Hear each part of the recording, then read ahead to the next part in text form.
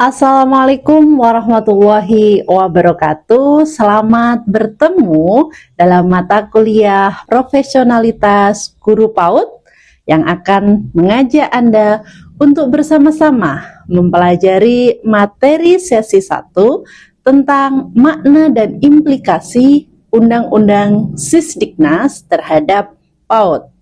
Setelah mempelajari materi 1 ini, diharapkan Anda dapat menjelaskan makna dan implikasi Undang-Undang Sisdiknas terhadap penyelenggaraan PAUD di Indonesia.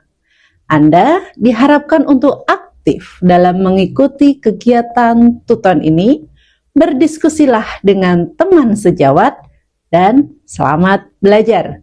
Semoga kesuksesan menyertai Anda. Terima kasih. Wassalamualaikum warahmatullahi wabarakatuh.